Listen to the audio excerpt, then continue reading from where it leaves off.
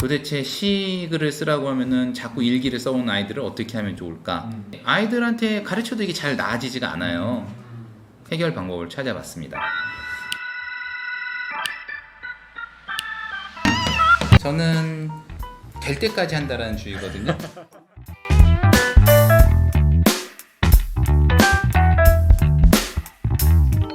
시를 많이 경험하게 해주자.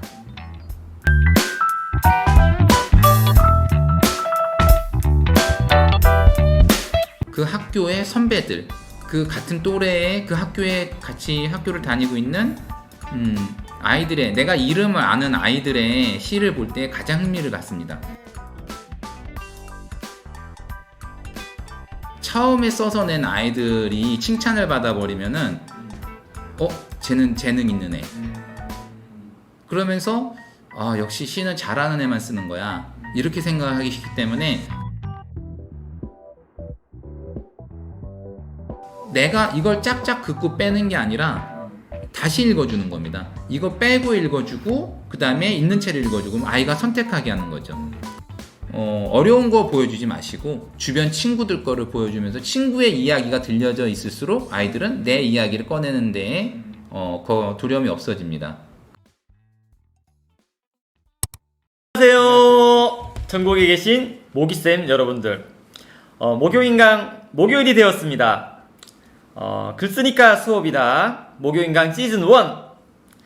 여러분, 지난주에 중요한 발표가 되었죠? 여러분은 뭐라고요? 바로 모기쌤들. 네. 예, 이런 뜻이 아니고요, 목요일을 기다리는 선생님들이라는 뜻입니다. 모기쌤들 반갑습니다. 네, 오늘은 찐무명교사 8호 8호 선생님을 모셨습니다. 소개 부탁드릴까요?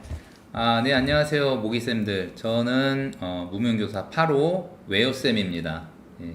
외호쌤. 네. 왜 외호쌤이라고 또 지으셨나요?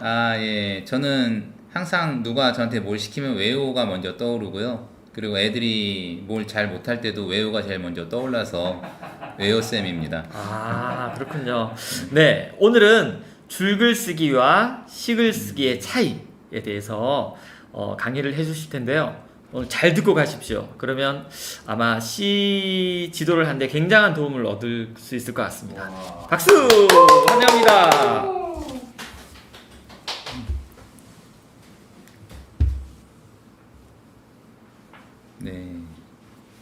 네, 안녕하세요 선생님들. 이번에 이음연구소에서 줄글쓰기와 시글쓰기의 차이를 주제로 이렇게 발표를 맡았습니다. 제가 맡은 주제가 글쓰기와 줄글쓰기와 시글쓰기 차이인데, 저는 고민을 했습니다. 이게 역시 왜 이런 주제가 나왔을까, 그런 생각을 해봤는데요.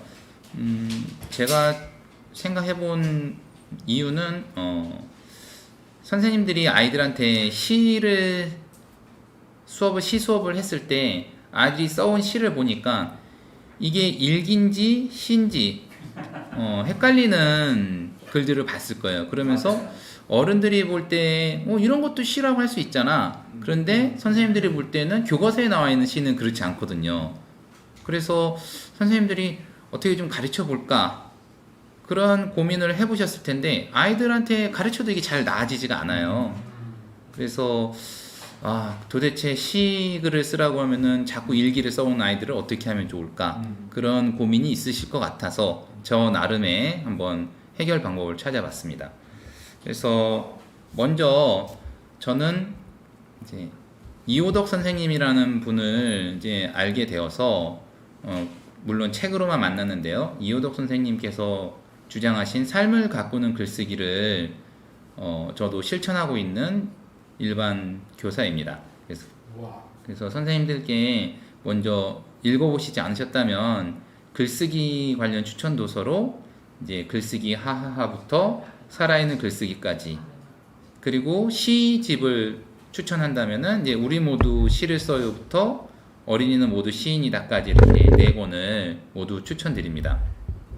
그래서 이 이호덕 선생님 책을 읽어보시면 제가 어떠한 글쓰기를 철학으로 삼고 가르치고 있는지를 같이 공감하실 수 있습니다. 먼저 저는 아이들과 시 수업하는 걸 되게 좋아합니다. 그래서 교육과정을 재구성해가지고 일주일에 1시간씩 꼬박 시를 매 해마다 꾸준히 쓰고 있고요. 그리고 그것을 모아서 문집을 만들어주고 있습니다. 그러면 먼저 제가 만든 좀 시집을 좀 선생님께 보여드릴 건데요. 이제 한번 같이 좀 보겠습니다.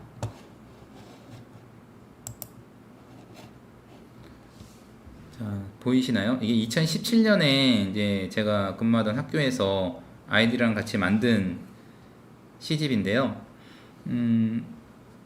아이들이랑 1년 동안 꾸준히 시를 쓰고 학년 말이 되면 이렇게 시집을 만들어서 주면은 아이들이 무척 기뻐합니다. 근데 이제 뭐 시집이라고 해서 어디 출판사에 등록하는 건 아니고요. 그냥 대학 복사집에서 제본해가지고 나눠주는 건데 아이들은 그것만으로도 굉장히 행복해합니다.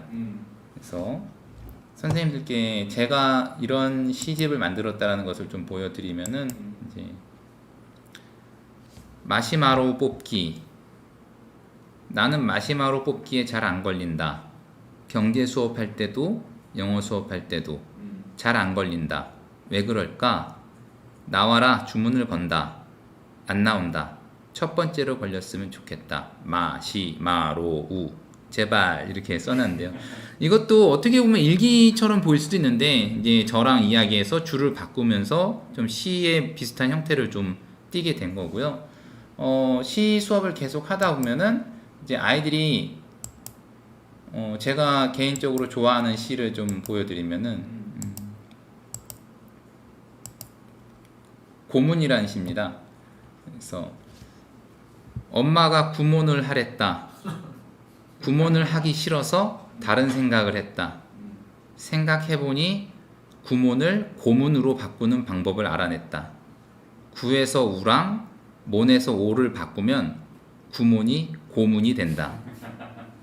자, 이렇게 이런 시 수업을 하면서 이러한 글들을 만들어내는 시 수업, 그리고 선생님들께서 아이들이랑 꾸준히 시 수업을 하면은 일기처럼 쓰는 글 대신에 이런 글들을 만나게 될 겁니다. 그래서 제가 고민했던 거는 아이들은 왜 이러한 시를 쓰지 못하고 일기처럼 써올까? 저는 아이들이 시를 읽어본 경험이 많이 없다. 그리고 써본 적도 별로 없고 이상한데 매 국어 교과마다 1단원의 1차 시는 시로 시작하고 아이들이 6년 동안 꾸준히 시 수업을 받아왔는데 도대체 아이들은 왜 못 쓸까? 라는 생각을 하게 되겠죠. 그런데 아이들은 그 시는 너무 잘 쓴 시들인 거예요. 교과서에 있는 시들은.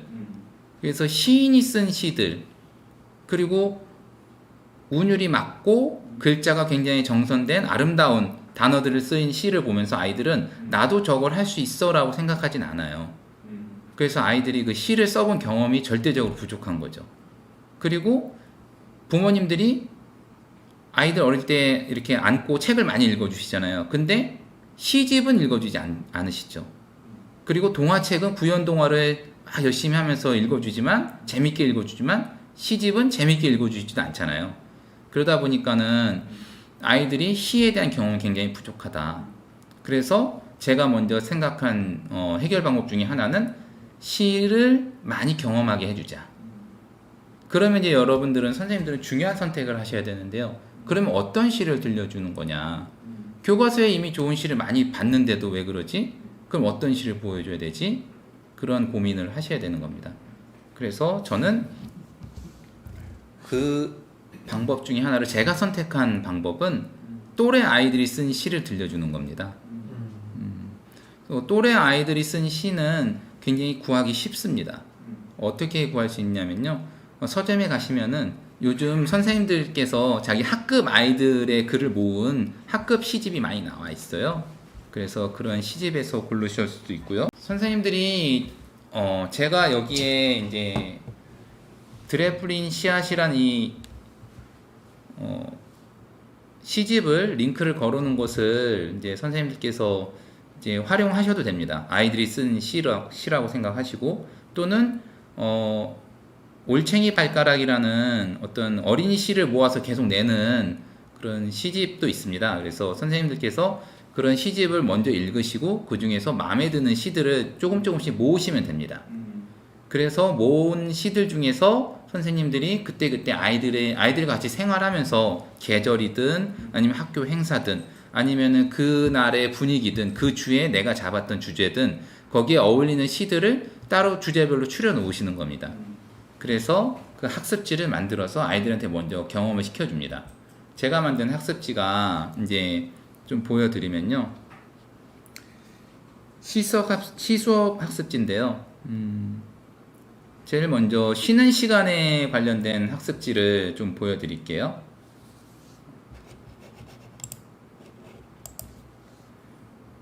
이게 영상이 네, 물론 글씨가 작아서 잘 안 보이시겠지만 첫 번째 왼쪽의 시는 이제 친구와 자연을 주제로 한 시입니다. 이 시는요, 이제 저희 학교에서 제가 근무하고 있는 학교에서 6학년 선생님이 작년에 아이들을 데리고 시집을 만드셨던 거예요. 그래서 2019년에 이제 그 시집을 받아서 거기에는 시를 추려가지고 제가 2020년에 아이들을 가르칠 때 활용했던 시입니다. 그래서 쉬는 시간, 아이들은 3, 3, 5 몰려다니며 노는데 나는 아직도 같이 놀 친구가 없어. 쉬는 시간에는 늘 혼자야. 민들레, 학교 텃밭에 작은 민들레가 있다. 예쁘게 펴 있지만 아무도 관심 없다. 더 활짝 펴서 사람들에게 예쁨 받아라. 이렇게 주변에 선생님들이 실천하셔서 아이들이 써낸 시들을 모은 것만으로도 아이들은 굉장히 호감을 갖습니다. 게다가 가장 효과적인 것은 그 학교의 선배들, 그 같은 또래의 그 학교에 같이 학교를 다니고 있는 아이들의, 내가 이름을 아는 아이들의 시를 볼 때 가장 흥미를 갖습니다. 그리고 자신감이 막 일어나죠. 쟤도 썼는데 나라고 못 쓰겠어? 그러면서 자신감이 일어나서 쉽게 쓰게 됩니다. 그래서 이렇게 시를 많이 보여줍니다. 처음에는 시를 쓰라고는 하지 않고요.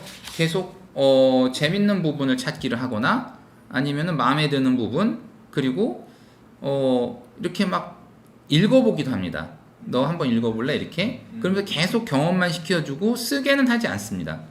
억지로 쓰라고 하지 않고요. 이렇게 계속 보여주기만 하면 애들이 이제는 좀 지루해하면서 내가 더 잘 쓸 것 같다라는 약간 좀 건방진 마음이 좀 들기도 합니다. 그러면서 쓰면 안 돼요? 이렇게 나옵니다. 그러면은 좀 처음에는 좀 한두 명이 튀어나오는 애들은 좀 눌러줍니다. 아직 아니야. 좀 더 읽어야 돼. 그러면서 한 반이 한 30명이면 한 10명 정도 아이들이 좀 쓰고 싶은데요. 이렇게 목소리가 점점 커질 때 그럼 그때 무심코 그냥 그럼 해봐. 그래서 이렇게 자신 있으면 해보던가 이 정도라는 거 부탁하지 않습니다. 써보자고 부탁하지 않습니다. 그러면서 아이들이 이제 글을 써내기 시작하면은 그것을 막 자랑을 하고 막 자신감 있어서 막 나오는데 그거는 따로 보여주지 않습니다. 왜냐면은 처음에 써서 낸 아이들이 칭찬을 받아버리면은 쟤는 재능 있는 애. 그러면서 역시 시는 잘하는 애만 쓰는 거야. 이렇게 생각하기 쉽기 때문에 그냥 꾹꾹 묵혀둡니다. 그래서 모아둔 것을 이제 한 학기 정도 지나면은 이제 그렇게 잘 썼다고 칭찬받는 데도 없고 또 선생님이 그냥 꾸준히 읽어줘서 좀 그냥 버려지지 않는구나 이런 어떤 믿음 정도가 생기면 애들이 시 수업 시간에 나름 계속 쓰게 됩니다. 그러면은 이제 선생님은 그것을 계속 모아 놓으셨다가 그걸 2학기 때쯤에 들려주시는 겁니다. 그래서 제가 2학기 때 들려줬던 시 중에 하나가 이제 고문이고요. 그 다음에 귀뚜라미라는 시였는데요. 딱 이 시를 들려주면은 이제 아이들이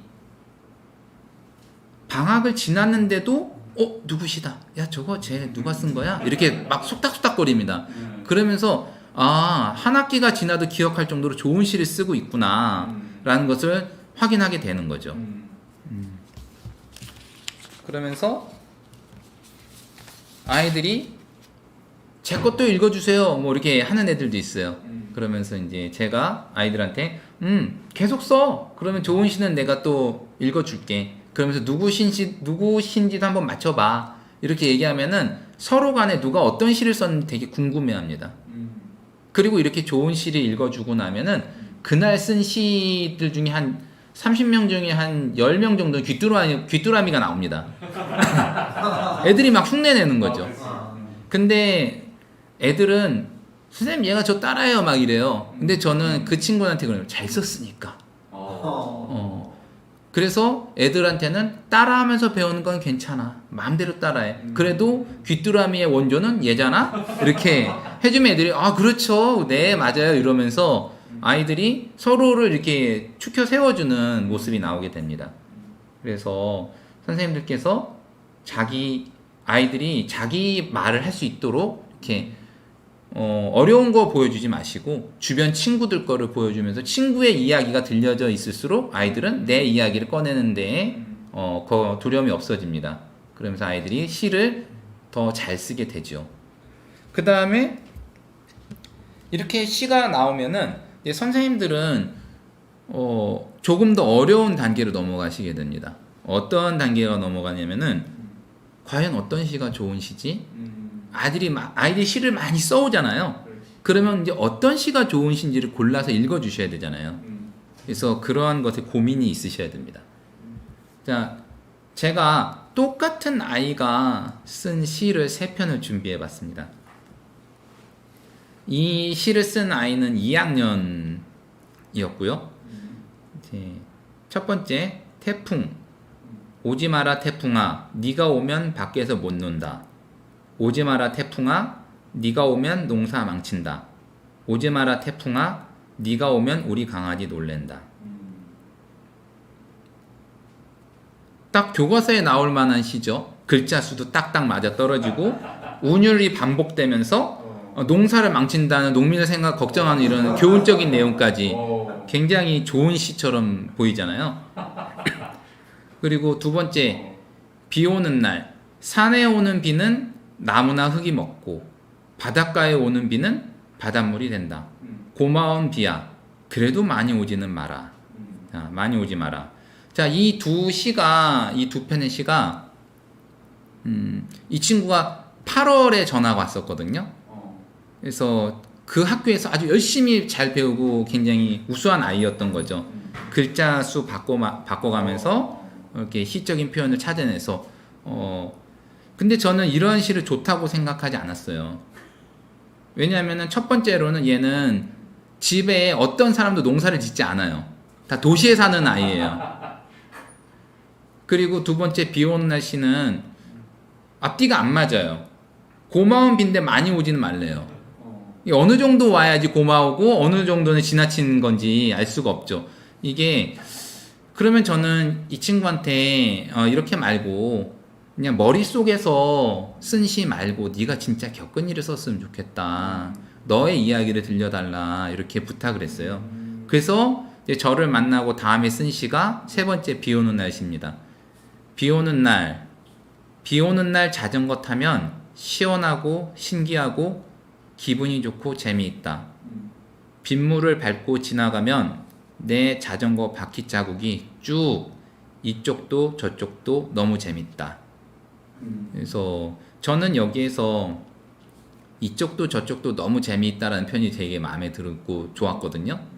그래서 저는 자기 이야기를 하는 게 좋은 시다. 그리고 억지로 지어낸 시가 좋은 시가 아니다. 아이들은 누구한테 잘 보이려고 글을 써서도 안 되고 내가 하고 싶은 이야기를 해야지 억지로 지어내면 안 된다라는 것을 알려주면서 글쓰기를 하고 있습니다. 그러면 제가 농사를 짓는 아이가 집에 농사를 짓는 집 아이가 쓴 시를 한번 보여드릴게요. 앞에 태풍이랑 어떤 차이가 있는지 한번 비교해 보세요. 다음 시가 있는데요. 여름 소나기, 더워 죽겠다던 우리 집 밭에 소나기가 시원하게 내린다. 땅이 딱딱해 내려가지 못하던 감자도 해 때문에 잎이 탈까봐 걱정하던 배추도, 올라가면 뜨거울까봐 가만히 있던 오이, 토마토도 모두 시원하겠다. 그러니까는 자기 밭에 부모님이 기르는 농작물들이 가뭄에 막 타들어가는 걸 걱정하던 아이가 여름 소나기를 보면 이렇게 고마워하는 마음의 시를 쓸 수 있게 되는 거죠. 자, 그래서 자기 이야기를 쓰는 것만으로도 아이들은 다 좋은 시를 쓸 수 있습니다. 그러면은 이제 선생님들은 이제 좋은 시를 가려내면은 이제 그럼에도 아이들은 여전히 일기처럼 글을 써와요. 그러면 그 다음에 이제 선생님들이 글고치기를 해주셔야 돼요. 그러면 글고치기 하는 과정은 이제 아이들과 1대1로 대화를 나누셔야 됩니다. 제가 이제 두 편의 시를 글고치기 하는 과정을 좀 입말로 적어서 이야기를 써왔는데요. 이제 선생님들이랑 같이 보면서 선생님들은 어떤 도움말을 주실까 한번 같이 한번 고민을 한번 해보겠습니다. 제일 먼저 친구가 탁구라는 시를 써왔어요. 얘는 똑똑한 친구고 굉장히 수학적으로 머리가 비상한 아이였는데 그런 아이의 특징이 문학적인 쪽에는 영 어렵잖아요. 그래서 이 친구가 이런 시를 써왔어요. 탁구. 탁구는 영어로 핑퐁인데 치면 핑퐁 핑퐁 한다. 한글로는 탁구인데 치면 탁구 탁구 소리가 나나? 자, 보세요. 그냥 전형적으로 머리에서 만들어낸 거죠.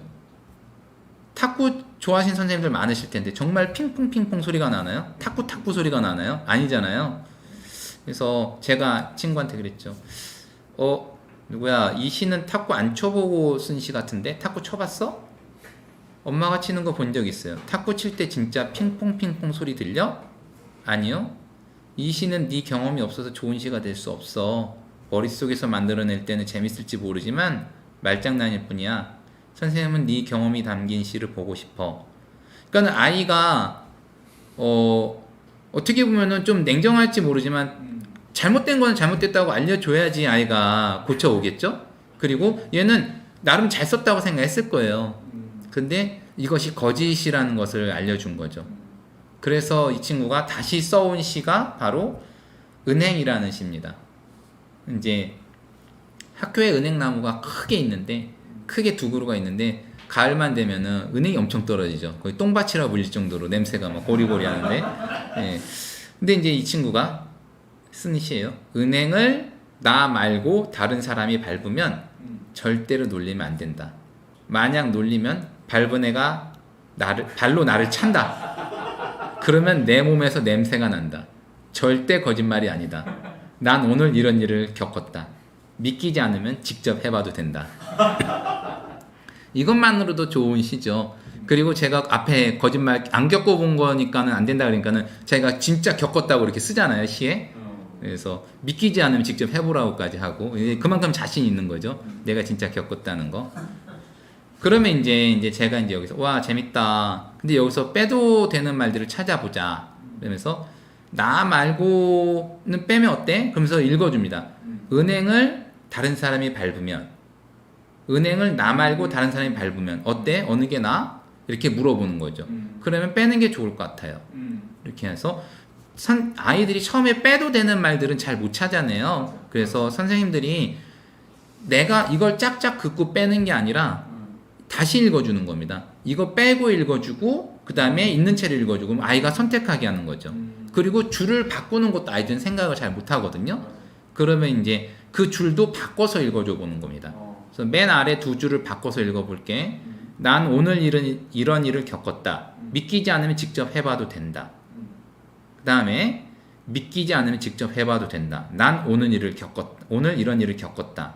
어느 게 좋은 것 같아? 근데 이 친구는 순서를 바꾸는 게 더 좋대요. 그러면서 내 몸에서 냄새가 난다. 이건 어때? 내 자를 빼는 게 어때? 그랬더니 이 친구가 나는 내 몸을 강조하고 싶어요 라고 해서 글을 고친 겁니다. 그래서 고친 시가 고치기 전 시와 고친 후의 시를 보면 이렇게 달라집니다. 다른 사람이 은행을 밟으면 절대 놀리면 안 된다. 만약 놀리면 밟은 애가 나를 차서 내 몸에서 똥 냄새보다 지독한 은행 냄새가 난다. 절대 거짓말이 아니다. 믿기지 않으면 직접 해봐도 된다. 오늘 이런 일을 겪었다. 이렇게 고쳐 써봤습니다. 그래서 선생님들께서 제가 이제 준비한 다음 시는 이제 쓴 약이라는 시인데 비슷한 결로 고친 겁니다. 이 친구가 쓴 약을 주제로 시를 써왔어요. 저녁에 쓴 약 2알을 먹는다. 너무 써서 빨면서 잤다. 그랬더니 아침까지 약이 남아 있었다. 끈질긴 양 녀석. 그래서 저는 좀 궁금했어요. 왜 약을 먹지? 그리고 왜 빨면서 잤어? 그래서 이런 것들을 물어봤어요. 그랬더니 이 친구는 비염 때문에 먹고요. 알약을 잘 못 삼켜요. 근데 얼마나 크긴데? 손톱만한 크기요. 그럼 알약은 어떻게 먹어? 씹어 먹어요. 이렇게 해서 다른 사람들이 궁금해할 만한 내용들이 들어가면 더 재밌을 것 같은 것도 짚어주는 겁니다. 그래서 더 자세히 한번 써보자 해서 이 친구가 고쳐온 겁니다. 비염 때문에 저녁마다 쓴 약을 먹는다. 검지 손톱만한 약 2알을 먹는다. 못 삼켜서 깨물어 먹어야 하는데 너무 써서 빨면서 잤다. 그랬더니 아침까지 쓴맛, 끈질긴 양 녀석. 자, 이렇게 선생님들께서 좋아하고 내가 이렇게 쓰면 어떨까라고 하는 생각하는 것들을 아이들한테 강제로 이렇게 싹싹싹 고쳐버리면 아이들은 글이 난도질 당했다고 생각합니다.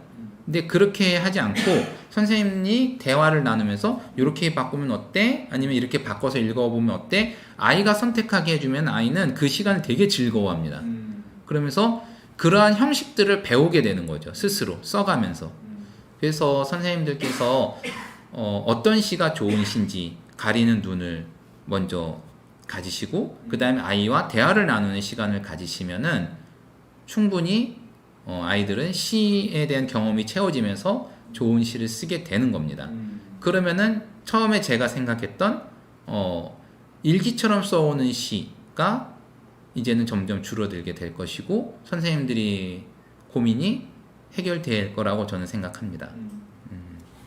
그래서 제가 이제 마지막으로 작년에 썼던 시집도 링크도 선생님들께 좀 보여드리면은 이제 작년에 썼던 시집은 이제 이렇게 나옵니다. 이게 쿨북스라고 하는 사이트에다가 이제 PDF 파일을 올리면 이렇게 원격 온라인 문집처럼 쓸 수 있어서 많이 공유할 수 있거든요. 제가 링크를 걸어 드리지 않더라도 이거는 이제 쿨북스 사이트에 학급 문집 어떤 탭에 다 등록이 돼 있는 거라서 선생님들께서 이렇게 자료로 얼마든지 쓰실 수 있으십니다. 그래서 코로나 물론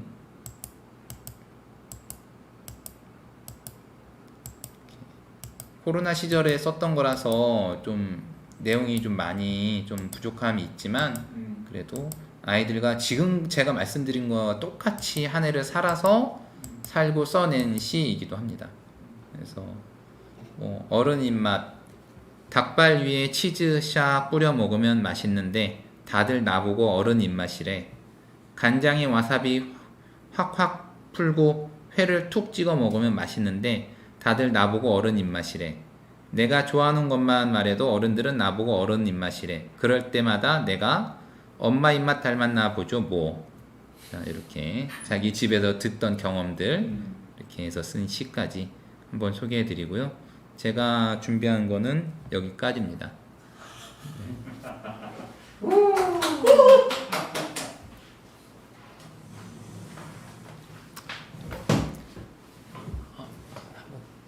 괜찮나요? 정말 재밌네요. 이 오랜 경험에서 나오는 그 자신감, 내가 다 겪은 거야, 이런 느낌이었습니다. 네. 먼저 여기 우리 그 질문에 올라온 것부터 잠깐 질문 드리도록 하겠습니다. 시 수업 쓰기 첫날, 처음 활동이 있다면 어떤 게 좋을까요? 아이들 데리고 학교 운동장에 나가서 막 돌아다니고 들어왔는데 생각보다 잘 쓰지를 못했어요. 참고로 4학년입니다. 이런 네. 질문이 있었는데요. 혹시 뭐 시 수업을 하실 때 첫날엔 이런 활동을 나는 한다 이런 것들이 있으면 좀 소개해 주시면 좋겠습니다. 네. 저는 선생님들께서 첫날이라는 거에 의미를 두지 않으셨으면 좋겠어요. 저는 될 때까지 한다라는 주의거든요.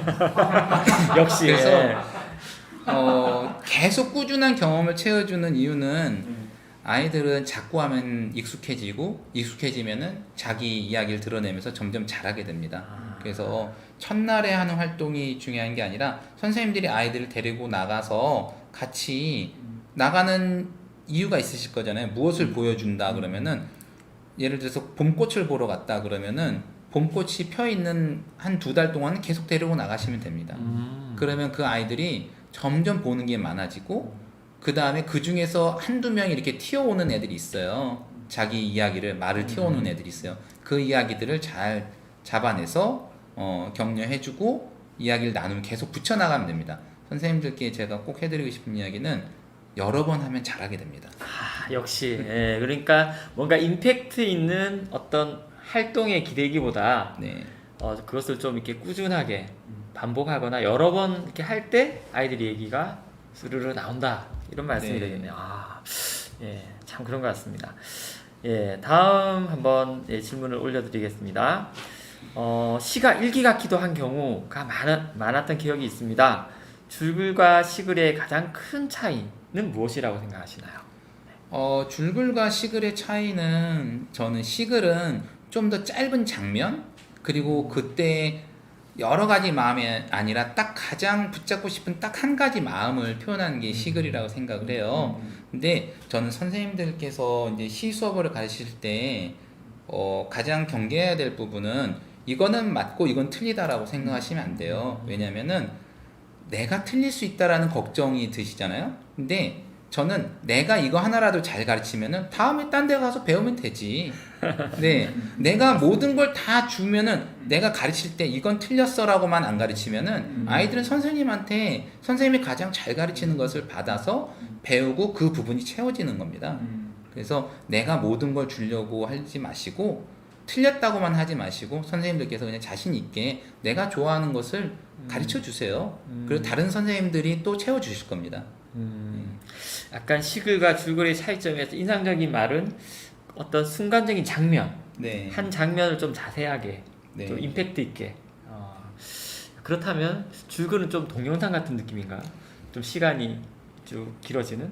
줄글은 제가 가르치는 줄글은 좀 실감나게 쓰는 거, 입말을 살려서 실감나게 쓰는 것을 저는 주로 가르치고 있습니다. 약간 그러면 줄글은 약간 실감나는 입말이 네. 들어가는 그런 강조점이 있다면 시글은 좀 이렇게 장면, 네. 순간의 어떤 장면 같은 그런 느낌이네요. 좋습니다. 네. 이거 재밌네요, 이 질문. 네. 어떤 시가 좋은가요? 아까 소개를 해주셨는데, 네. 아이가 겪은 것만 써도 좋은 시가 된다고 소개를 해주셨어요. 근데 네. 좀 좋은 시라고 한다면 아이들과 겪은 것 외에 다른 또 소개할 만한 것들은 없으신가요? 아이들이 교훈적인 시를 쓰는 경우가 있는데 저는 그 교훈을 굳이 아이가 그러한 경험을 겪지 않고서 그냥 나는 이렇게 좋은 생각을 갖고 있어요. 나는 바른 생각을 해야만 해요라는 강박에 쓴 시라면은 굳이 그렇게까지 안 써도 된다라고 말해주고 싶어요. 그러니까는 아이들은 글을 쓸 때마다 착한 글을 써야 된다고 생각하거든요. 그렇지. 그리고 다른 사람이 볼 때에 선생님이나 엄마 아빠가 볼 때에 칭찬받을 만한 글에 욕 쓰면 안 되고 누구 험담하면 안 되고 내 속에는 막 화가 막 부글부글 끓고 있는데 그 친구를 용서하는 글을 써야 돼요. 근데 저는 그런 글은 아니라고 생각을 해요. 그래서 그 화를 풀어내는 글조차도 좋다라고 해줘야 되는 거죠. 그래서 무엇이 나쁘다라고 얘기하냐면은 아이가 거짓되게 글을 쓰는 게 나쁘다. 자기의 본 마음을 그대로 쓸 수 있게 해주는 게 가장 좋다라고 저는 말씀드리고 싶어요. 좀 악당을 뽑는 시, 가장 좀 이렇게 그렇게 저도 한번 지도해 본 적이 있는데 지금 깽단을 뽑는다. 우리 하이타니 겐지로 선생님 내 부하에 보면 그런 소개 나오지 않습니까? 네. 예, 가장 악랄하게 쓴 게 잘 씁니다. 예, 속에 있는 대로 표현하는 좀 용기 있게 네. 자기 진심을 좀 드러날 수 있게 쓰는 시가 좋은 시다 이런 말씀인 것 같네요. 네. 볼까요? 네. 1학년이 1학년 선생님인 것 같아요. 1학년은 시가 뭐예요? 라고 물으면 그냥 솔직하게 너 이야기를 쓰는 거 라고 했더니 줄글처럼 써오기도 하고 네. 그냥 줄을 의미 없이 나누기도 하고 1학년에게는요 선생님 어떻게 시를 가르쳐줘야 될까요? 이런 질문이 있었습니다. 1학년은 아이들 말 한마디 한마디만 가지고도 시가 되죠. 아이들은요. 네. 그렇죠. 예. 그 우리가 어른이 생각하는 정형화된 몇 년의 어떤 시의 형식을 버리시면은 그 1학년 아이들은 정말로 말을 처음 배우고 누구한테 배우지 않고 자기 생각대로 말을 하잖아요. 그러면서 와, 어떻게 저런 생각을 그런 것 머릿속에서 이미지를 떠올려서 하는 게 아니라 그냥 자기가 느낀 대로 말하는 게 다 시가 된다고 좀 봐요. 그래서 선생님들께서 그 아이가 한 말들을 모아서 한 줄 시라고 생각하시면 되지 않을까 싶어요. 그리고 1학년 아이들한테 좀 더 많이 쓰라고 그러면요, 걔네들은 많이 쓴 게 잘하는 건 줄 알아요. 그래서 저는 많이 쓴 게 잘하는 거라기보다는 아이가 자기 생각을 드러낸 것만으로도 충분히 시라고 봐주시면 됩니다. 저도 1학년을 좀 많이 지도를 하는데 1학년은 진짜 한 줄씩 좋은 것 같아요. 별명 짓기 같은 거. 뭐뭐는 뭐뭐다. 이렇게만 해도 왜 그래? 뭐뭐뭐 하니까. 요 정도만 해도 멋진 시가 많이 나오더라고요. 네. 좋은 것 같고요. 다음 질문 한번 보겠습니다. 아이들 글 고쳐 쓰기를 지도할 때 시간 확보를 어떻게 하나요? 글 고쳐 쓰기를 할 때는 이제 선생님들께서 좀 어느 정도까지 해야 되느냐라는 것을 좀 고민해 보셔야 되는데 저는 좀 처음에는 되게 힘들게 갑니다.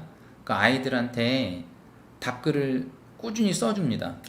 그리고 좀 많이 고쳐 써야 될 것 같은 경우는 타이핑을 해서 붙여주기도 합니다.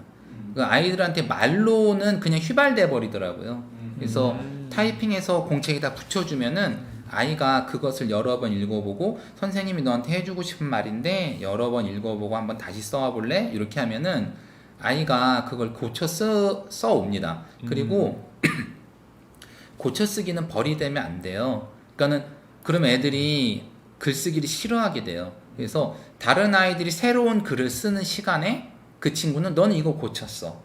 그러면은 그 아이는 짧은 시간에 더 잘 쓸 수 있게 되잖아요. 그러니까는 그 고쳐쓰기 시간은 같은 글쓰기를 저는 꾸준히 한다 그랬잖아요. 그래서 시 쓰기 하는 날에 선생님 저 전에 쓴 시 고쳐 쓰면 안 돼요? 좋지. 그 고쳐 써와 이렇게 하는 겁니다. 그러면서 그 시간 안에 고쳐 쓰기를 좀 시간 확보를 해줍니다. 그래서 숙제로 내주지도 않고요. 수업 시간 안에 합니다. 제가 하는 글쓰기는. 그 다음에 집에서 더 해보고 싶은 아이들만 자기가 스스로 선택해서 해오는 거고요. 그 말이 굉장히 전 가슴이 꽂히네요. 고쳐 쓰기가 버리되어서는 안 된다. 그럼 글쓰기를 싫어하게 된다. 네. 이거 굉장히 선생님들 주옥 같은 말씀입니다. 잘 받아 적으셨죠? 그리고 수업 시간 중에 그 전에 여러 번 썼던 것 중에 고쳐 쓰기 하면 안 돼요. 그렇게 고쳐 쓰기 하는 것도 새로운 글을 적는 것보다 훨씬 더 좋은 시간이 될 것 같으네요. 질문들을 많이 올려주셨는데요. 이 아주 짧은 질문인데요. 관념적인 시는 왜 나쁜가요? 그러니까 머릿속에서 생각해낸 시는 나쁜 건가요? 이런 질문인 것 같아요. 그러니까는 관념시라고 하는 글쎄요. 그것을 제가 이제 아까 선생님한테 말씀드렸지만 나쁘다라고 표현하지는 않고요. 만약에 그것이 거짓이라면 나쁘다라는 얘기인 겁니다. 아이가 상상 속에서 뭔가 그냥 자기가 만약에 내가 뭐 씨앗이 되었다면 상상해서 시 쓸 수 있겠죠. 근데 그런 시가 나쁘다는 게 아니고요. 근데 아이들한테 씨앗이 되었다고 상상해서 시를 써보자 그러면은 한 반에 30명이면은 얼마나 다른 시가 나올까요? 그러니까는 다양한 표현이 드러나지 않는다는 거죠. 그래서 오히려 차라리 내가 먹어본 씨앗 아니면은 뭐 내가 씨 심어본 거 뭐 그냥 씨만 이렇게 던져줬을 때는 아이들이 다양하게 나올 수 있는데 그냥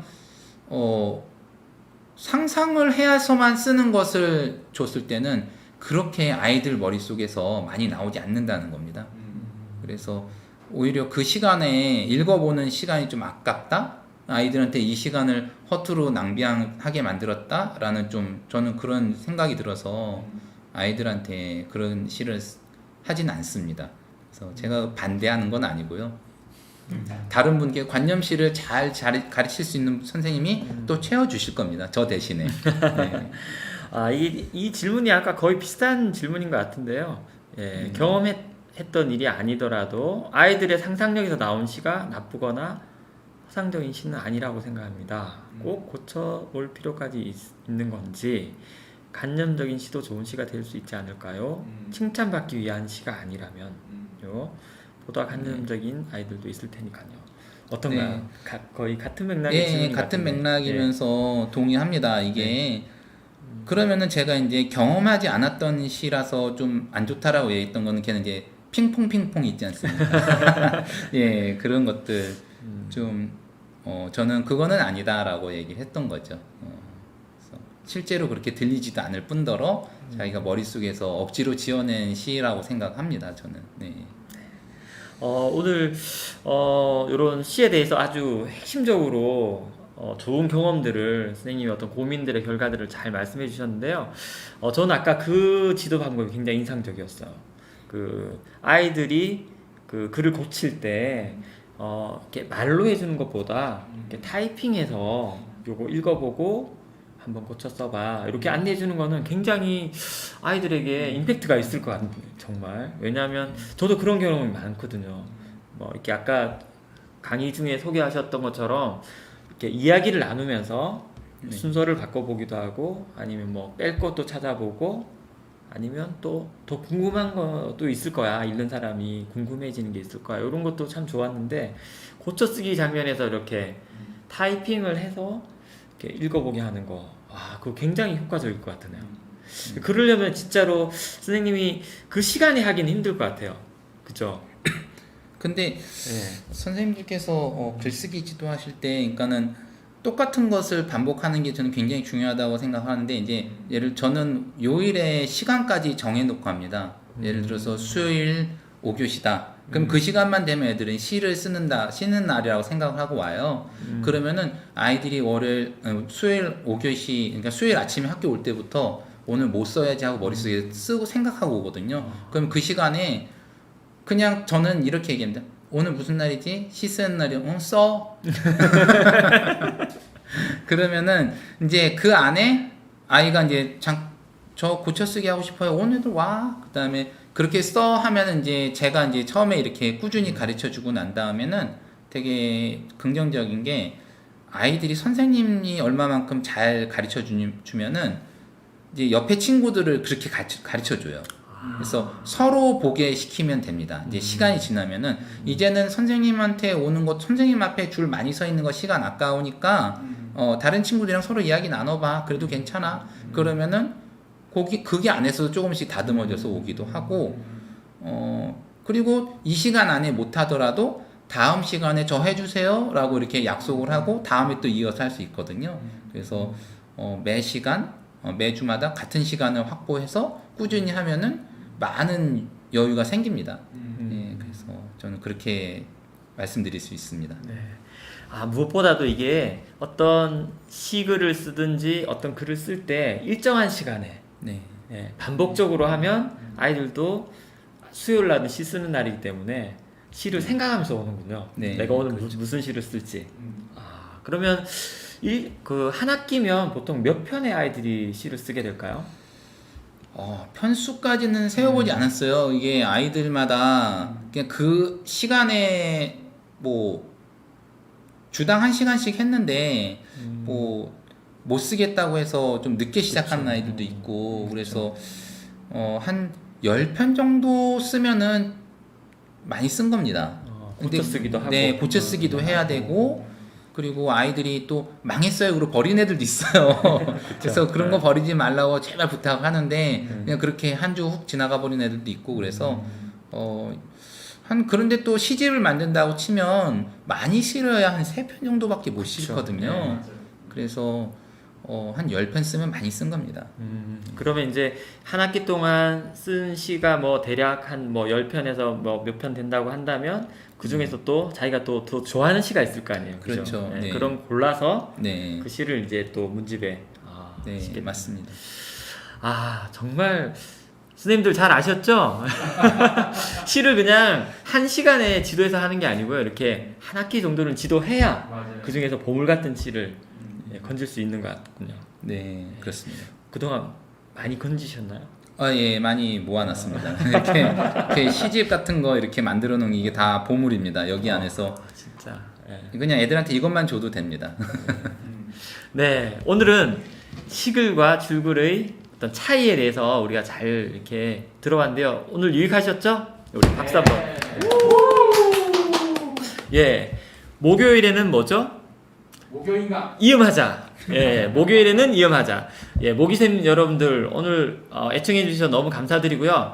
저희가 이제 그 전달 방식이 조금 바뀌었습니다. 그래서 채널로 이렇게 여러분 메시지를 보내지 않고요. 여러분들께서 유튜브에서 교육실천 이음연구소를 치시고 찾으면 네 나오거든요. 저희 교육시설 이음연구소가 나오는데 거기다가 구독을 눌러주시면 됩니다. 구독을 눌러주시고 좋아요도 눌러주세요. 여러분 오늘도 시청해주셔서 감사합니다. 안녕 모기쌤들.